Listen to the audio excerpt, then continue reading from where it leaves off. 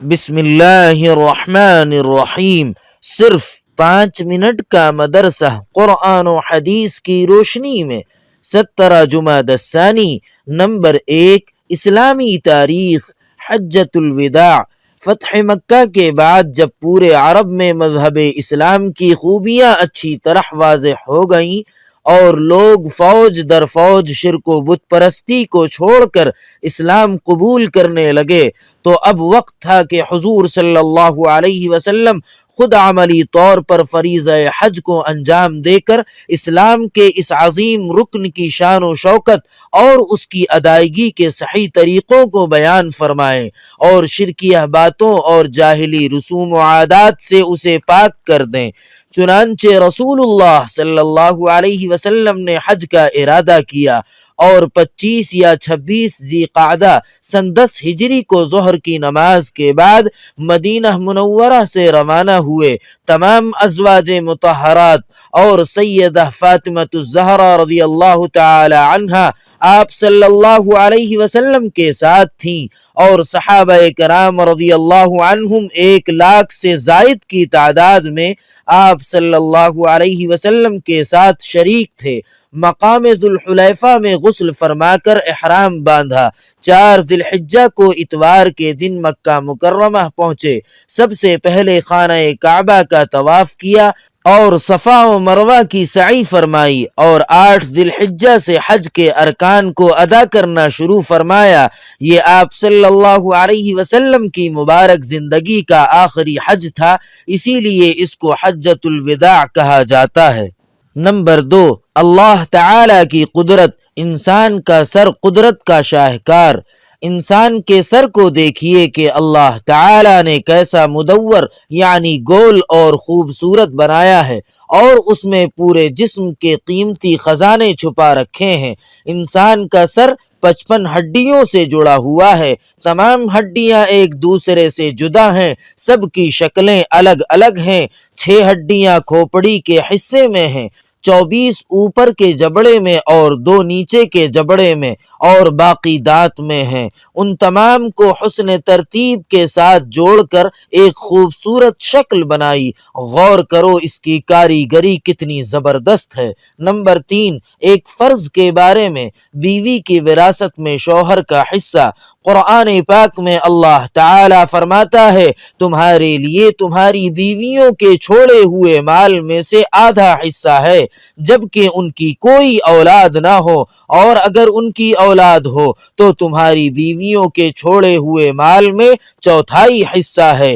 تمہیں یہ حصہ ان کی وصیت اور قرض ادا کرنے کے بعد ملے گا۔ نمبر 4، ایک سنت کے بارے میں۔ سونے سے پہلے بستر جھاڑ لینا۔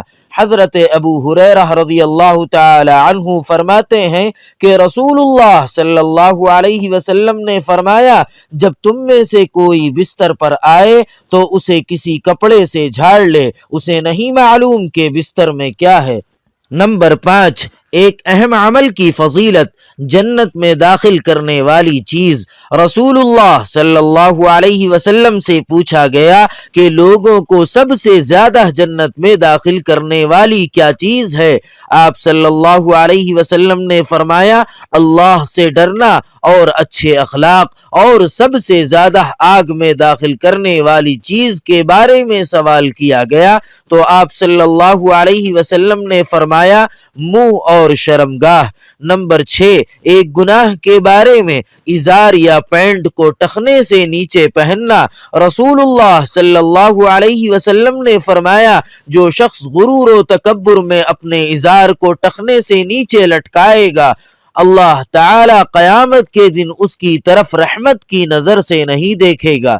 نمبر 7، دنیا کے بارے میں۔ کامیاب کون؟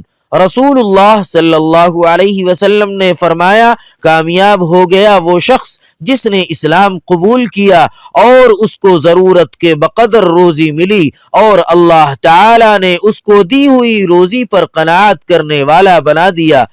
نمبر 8، آخرت کے بارے میں۔ اہل جنت کا اکرام۔